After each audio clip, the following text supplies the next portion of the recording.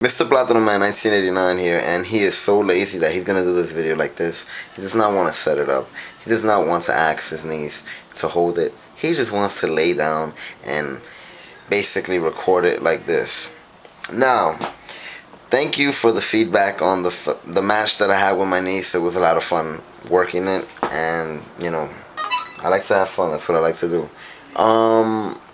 It was funny, some of the comments that people were leaving. Match of the year. Somebody left it 3 stars, 3-star match, 3.5, 3.14, 5, I forgot. Anyways, point is, yeah, I had fun making it, blah blah blah. Now, people were also saying that I should pursue my dream, and I really appreciate the support. May you know, might encourage me to think twice about really trying to become a wrestler or whatever in the future. I am still young, like people were saying. Now, a couple things I want to talk about in this video. Hell in a Cell, I did not see the pay-per-view. I did see the opening match and I enjoyed it. I don't know why the hell was the opening match, CM Punk and Undertaker. Word is that CM Punk got in trouble during their tour that they had overseas or whatever. So he was like a little bit, you know, there was some heat on him. And maybe that had to do with the decision to put it as the opening match. Now, reading the results, I was surprised to see that Randy Orton won. I really expected John Cena to go over here. I want Randy Orton to win, but I just hate that they keep passing the titles back and forth and back and forth. I mean, just this year, Randy Orton is already a 3-time champion, just in this year alone. I don't like title reigns like that. I prefer title reigns the way they are in TNA, where, you know, they're a little bit longer and title changes only happen here and there. So basically, that's that. Oh shit. Now I was also surprised to see that The Miz is the United States champion after Raw. They've really been putting Kofi Kingston over, and I'm glad that they finally gave Miz the title. Now, on some other news, Booker T is apparently acting kind of like an asshole backstage. Well, he's not like acting like an asshole, but it sounds like it. He didn't want to put over a certain talent at the tapings. I'm not going to say who, because I don't like to give spoilers out. But he didn't want to put him over. And also, there was a situation recently in Switzerland where people in the audience started throwing stuff at the ring. There's actually a video of it. It's in my favorites. And I'm like throwing chairs and bottles, and him and Sharma just walked out. Now, I may understand that they fear their safety somehow from the people throwing that, but for them to just walk out, that's kind of, you know, uncalled for, you know, to actually walk out on the match. So, Sheik Abdul-Bashir did replace him, which a lot of props for Sheik. Big ups to him, working 2 matches that night. Now, apparently, rumor is that when his contract expires, which will be around November, people assume, that he's not going to resign and he's making a return to WWE. Now, the thing with Booker T and TNA, when he first came in, he was feuding with Robert Roode, and in the beginning it was very interesting, and then, you know, but it was kind of dragged on a little bit, and then he had his heel turn, and he was in the main event scene, and then from there on, he was basically in the tag team scene, Legends title. The biggest problem with Booker T and TNA, I believe, is the way he was acting. When he was a face and he was cutting promos like a regular person, it was more I tolerate. You know, it was nice. I like those kind of promos. When he started talking like Idi Amin, like, see, you and me, we both from the same side. Like, you know, he's from Uganda. And then from there, he started his gangster. So what brought Booker T's status down in TNA is himself, not necessarily booking, because he said that he's the one that added those twists to his accent and stuff like that. And I think that just made him look like a stupid, fucking ignorant idiot. So I really hope they, you know, take the title off of him at Bound for Glory, the tag team titles.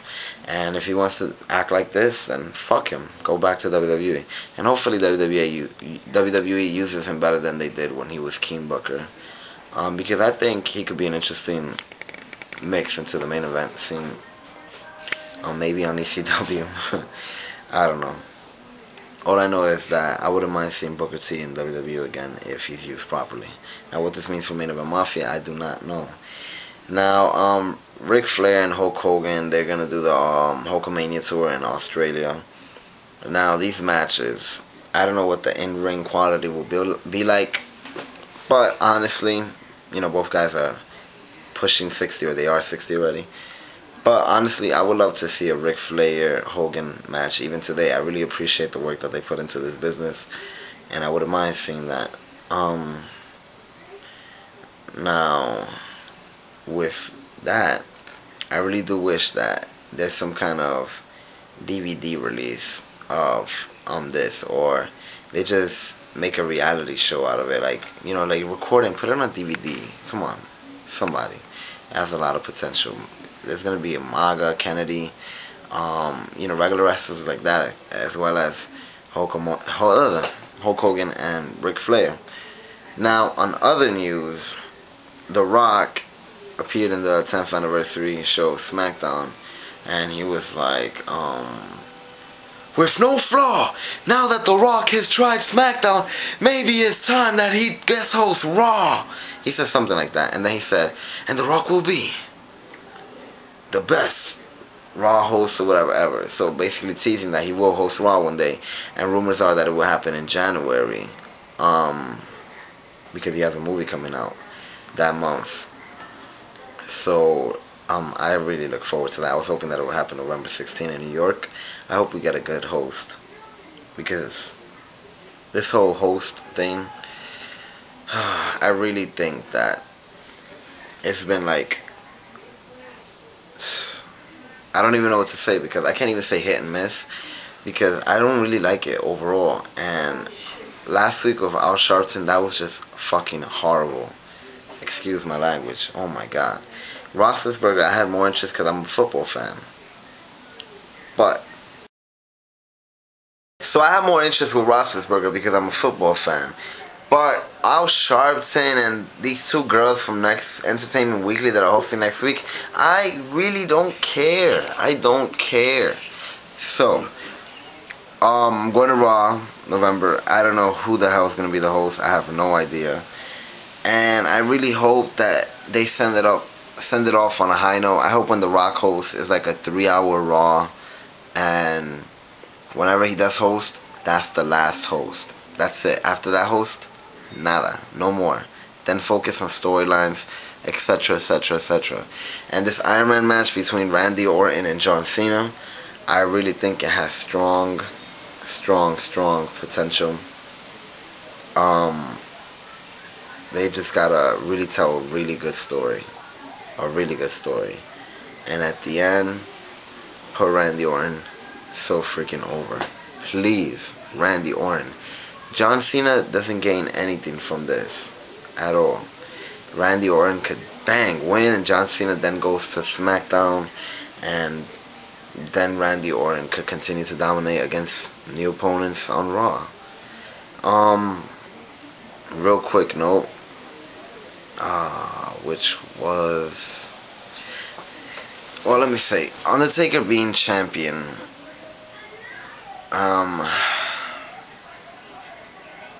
real quick note, bragging rights. As you know, I guess the main event besides the Iron Man match is going to be a huge tag team match. Now I hope it's like mixed heels and faces defending their brand. I don't want to see one team full of heels and one team full of faces.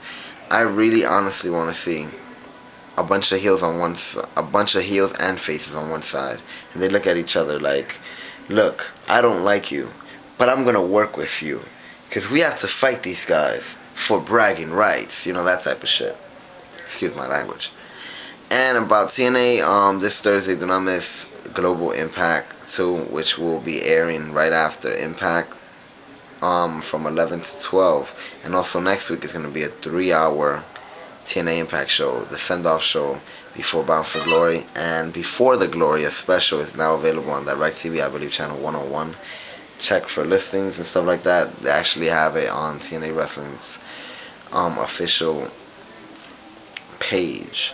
So, Mr. Platinum Man 1999, I forgot what year I was born, because I obviously messed up. I'm just tired, I work, whatever, blah, blah, blah. I'm getting sick here, maybe because the window's open and I'm wearing a tank top. I don't know. Either way, I'm not going to put a shirt on.